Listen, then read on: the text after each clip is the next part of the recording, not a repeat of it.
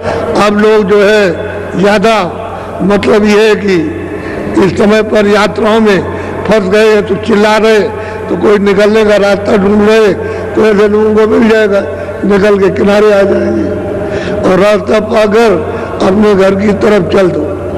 क्योंकि जो सामान इतनी मेहनत करके रात और दिन जाग करके आपने जो इकट्ठा किया है, ये तो एक क्षण में छूट जाए, तुम देख नहीं सकते, बचाओगे क्या?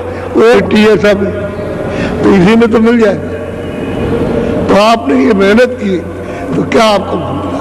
ये आपकी चीज थी, आपका संदेशा था और यहाँ से और इनको भेजकर और गांव-गांव में पहुंचाया गया कि भाई सुन लो मेरी बात को और पीछे ये मत कहना कि मैंने सुना नहीं। और तुमको कुछ देने के लिए बुलाया कि तुमको अमोलक चीज दी जाएगी, जैसे तुम अपना मिला हुआ ये अनमोल चंद समय ये काम में लेकर के और जीवात्मा को यहाँ से उस खजाने में, उस सागर में पहुँचाओ जहाँ किसी प्रकार से कभी न तो कमी होती है न दुख होता, उस आनंद सागर में। तो ये तो सागर नहीं है। इन सबको यानी राजगति पर बैठा दिया जाए तो आपको कुछ मिल जाएगा? कुछ नहीं मिलेगा, फिर भी रोते रहोगे। अगर समूचा विश्व और विश्व का मंडल तुमको दे दिया जाए कि तुम उसके बादशाह हो, कुछ मिल जाएगा? कुछ नहीं मिलेगा। तो क्या था? भ्रम था, धोखा था। उस धोखे में और वासना में फंस गए, अब रास्ता गए, भटक रहे। तो वही कहते हैं खुजोरी पिया को निज घट में। तुम्हारे सबके पास जितने भी हिंदू मुसलमान सिख ईसाई सबके पास में वो घाट है, खुदा के पास, उस रब के पास, उस अल्लाह के पास, और अल्लाह के परे भी उसके पास जाने का इसी मनुष्य शरीर जिसमें रास्ता। तो ये क्या है? मस्जिद है, ये क्या है? मंदिर है, ये चर्च है और आपको उसका रास्ता मालूम है।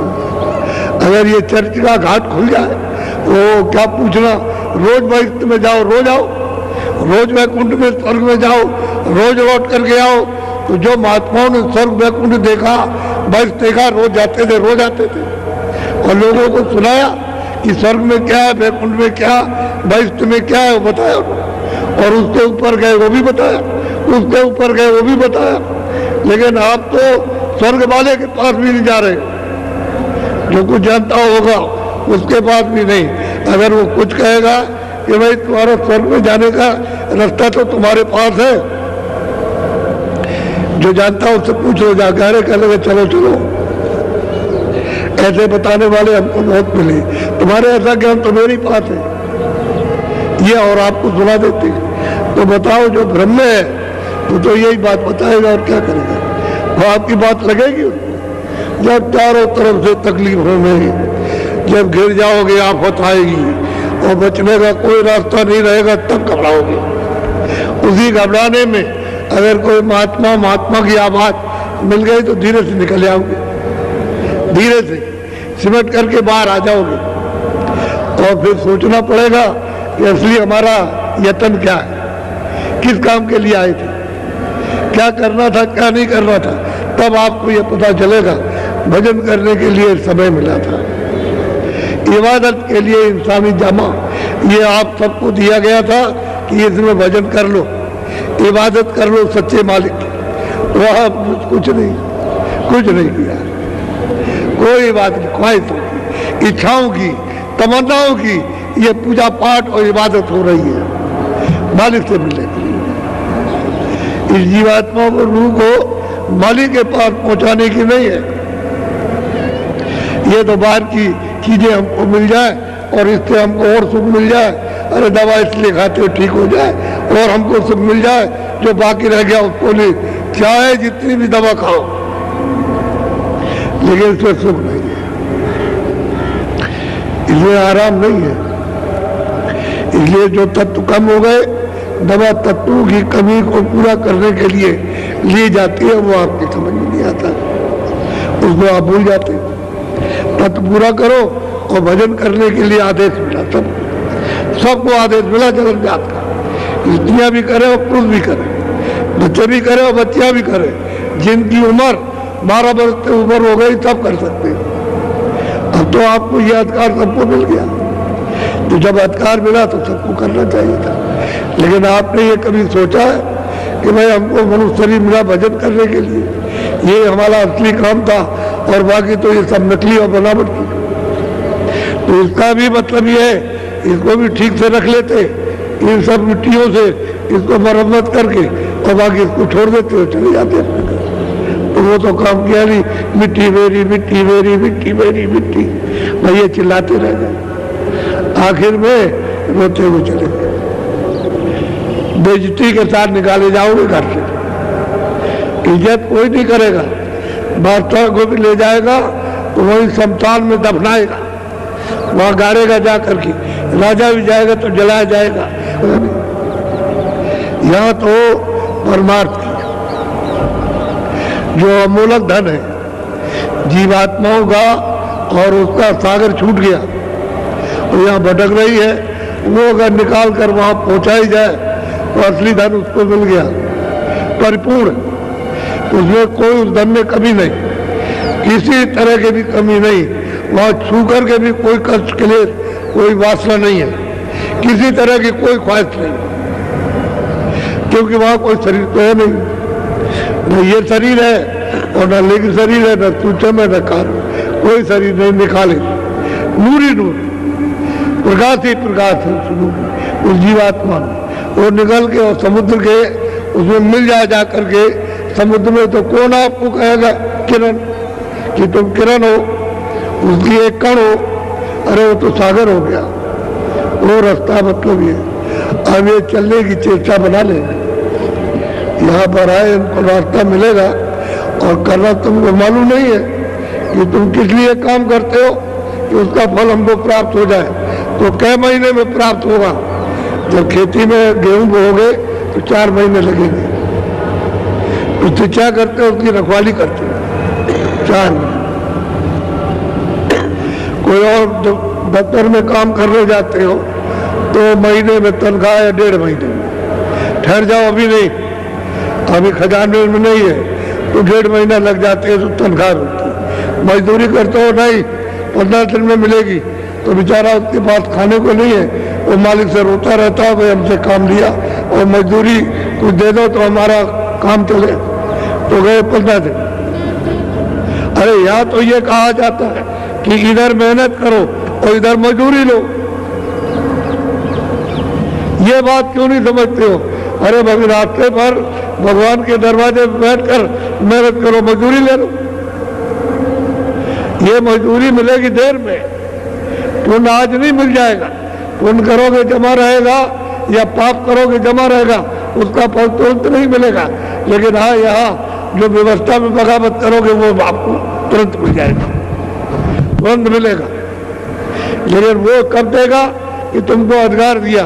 अगर बीच में रोका टोकी करे और बीच में सजा दे तो उसके वो मतलब ये है कि उसने स्वयं नियम का पालन नहीं किया तो आपको रोकेगा नहीं, जो चाहो सो करो। जब तक मैंने तुमको इस मनुष्य शरीर में रखा है, जो भी इच्छा हो, अच्छा से अच्छा हो, बुरा से बुरा, सब कर डालो, लेकिन सजा और कर दूंगा जब उस समय पर समय खत्म हो जाएगा तो आपको हमारे सिपाही ले आएंगे और सामने खड़े होकर के तुमको बताया जाएगा तुमने मृतलोक में जा करके मनुष्य शरीर इंसानी जामा पहन करके ये गुनाह और ये पाप किए और तुमको ये सजा दी जाती है, फिर नहीं कुछ कर सकते।